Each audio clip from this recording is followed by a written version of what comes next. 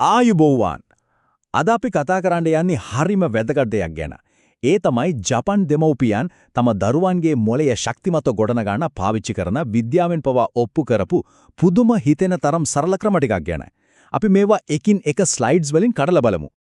අපි කෙලින්ම යමු කතාවට. මේ බලන්නකො මේ පුදුම හිතන වෙනස. ජපානයේ අවුරුදු 5ක දරුවෙක්ට සාමාන්‍යයෙන් විනාඩි 45ක් විතර එක දිගට අවධානයෙන් ඉන්න පුළුවන්ලු. හැබැයි ලෝකේ අනිත් ගොඩක් රටවල ඒ වයසේ දරුවෙකුගේ අවධානය රැඳෙන්නේ විනාඩි 5කටත් වඩා අඩු කාලයක්.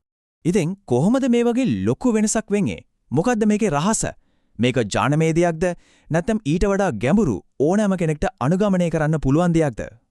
ඇත්තටම උත්තරේ හිතනවට වඩා සරලයි. ඒක රැඳිලා තියෙන්නේ සරල දෛනික පුරුදු කීපයක් උඩ.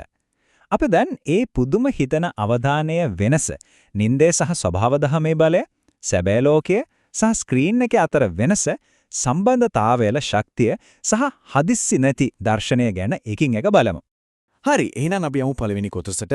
ජපාන් දෙමව්පියන් කිසිම විදිහකින් අතපසු නොකරන මුලේ වර්ධනයටත් අත්‍යවශ්‍යම අඩිතාලම වෙන කාරණා දෙකක් ගැන කතා කරමු. මේ හැම දෙයකම පටන් ගන්නම තමයි නිින්ද. ඕන් නිින්ද සලකන්නේ පූජනීය දෙයක් වගේ. වෙන ඕනම දෙයකට කලින් දරුවට අවශ්‍ය නිින්ද ලැබෙනවද කියන එක තමයි වැදගත්. මොකද ඒක තමයි මොලේ ගොඩනගෙන ප්‍රධානම වෙලාව. විද්‍යාවෙන් බැලුවොත් නින්ද කියන්නේ නිකම්ම ඇඟට දෙන විවේකයක් නෙවෙයි. ඒක තමයි මොලේ තමන්වම පිළිවෙලකට හදාගන්න, දවසේ ඉගෙනගත්ත දේවල් තැන්පත් කරගන්න, ස්නායු සම්බන්ධතා ශක්තිමත් කරගන්න පාවිච්චි කරන වෙලාව. හරියට වැඩමුළුවක් වගේ. දෙවැනි අඩිතාලම තමයි හැමදාම සුබදාම එක ගත කරන කාලය. වැස්සද අවුලද? ඒක ආදාළම නෑ. දවසට පැහැක්වත් එළියේ ඉන්න ඕනේ කියන එක නීතියක් වගේ. මේක විනෝදයක් නෙවෙයි. මොලේට අවශ්‍යම පෝෂණයක්. ඉතින් එලිමහනේ නිදහසේ ඉන්නකොට මොකද වෙන්නේ? ඒකෙන් මොලේට දැනෙන පීඩනය අඩු වෙනවා, අවධානය යොමු කිරීමේ හැකියාව දියුණු වෙනවා, ස්වයං පාලනය, ඒ කියන්නේ තමන්ව පාලනය කරගන්න එක සහ හැඟීම් පාලනය කරන්නත් ලොකු උදව්වක් වෙනවා. හොඳයි. දැන් අපි කතා කරමු නූතන ලෝකයේ තියෙන ලොකුම අභියෝගයක් ගැන. ඒ තමයි සැබෑ අත්දැකීම් සහ ස්ක්‍රීන් ටයිම් අතර තියෙන සටන. ජපාන් දෙමෝපියන් මේක කළමනාකරණය කරගන්නේ කොහොමද?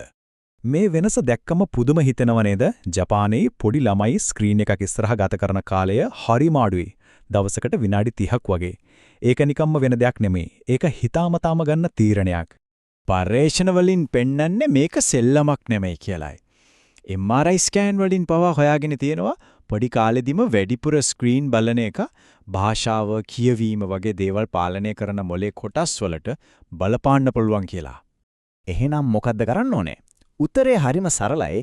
අතින් අල්ලන්න විදින්න පුළුවන් දේවල් දරුවට දෙන්න. වතුර, වැලි, මඩ, මැටි මේවා තමයි හොඳම සෙලම් බඩු. දෙමෝපියන් එක්ක එකතු වෙලා උයන එක පවා මේකට අයිති. මේ දේවල් මෙච්චර වැදගත් වෙන්න හේතුවක් තියෙනවා. දරුවෙක් අතින් යමක් කරනකොට මොලේ කොටස් කීපයක්ම, ඒ කියන්නේ සංවේදන, චලන, ගැටලු විසඳන කියන ඔක්කොම එකපාර වැඩ කරන්න පටන් ගන්නවා. මේකෙන් ලැබෙන ඉගෙනුම හරිම ශක්තිමත්. හරි. ඊළඟට අපි බලමු ඊළඟ වැදගත්ම දේ. ඒ තමයි මිනිස් සම්බන්ධතා. ඒ කියන්නේ ඇත්තටම කෙනෙක් එක්ක ඉන්න එකේ, ඒ කියන්නේ සම්පූර්ණ අවධානය දෙන එකේ තියෙන බලය. මෙතන තියෙන වෙනස තේරුම් ගන්න එක හරි වැදගත්. දරුවා ළඟින් ඉඳගෙන ෆෝන් එක බල ඉන්න එකයි සම්පූර්ණ අවධානය දරුවාට දීලා එයා එක්කම ඉන්න එකයි කියන්නේ දෙකක්. පළවෙනි එකකින් වෙන්නේ හානියක්, දෙවෙනි එකකින් තමයි මොලේ වර්ධනය වෙන්නේ. අධ්‍යයනයෙන් දිගින් දිගටම පෙන්눔 කරන දෙයක් තමයි දරුවෙකුට වයස 5 වෙන්න කලින් ඇහෙන නියම සංවාද ප්‍රමාණය එයාගේ මොලේ වර්ධනයටයි වචන ගොඩටයි කෙලින්ම බලපානවා කියන එක. ඒක තමයි අපිට තියෙන වටිනාම මෙවලමක්.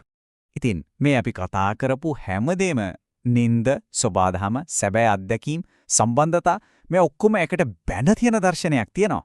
ඒ දර්ශනය හදවතම තමයි මේ. ජීවිතේ මුල් අවුරුදු 5 තියෙන්නේ පොත්වලින් ඔළුව පුරවන්න, ශාස්ත්‍රීය දේවල් වලට පීඩනයක් දෙන්නේ නෙමෙයි. ඒ කාලේ තියෙන්නේ ශක්තිමත් අඩිතාලමක් දාන්න.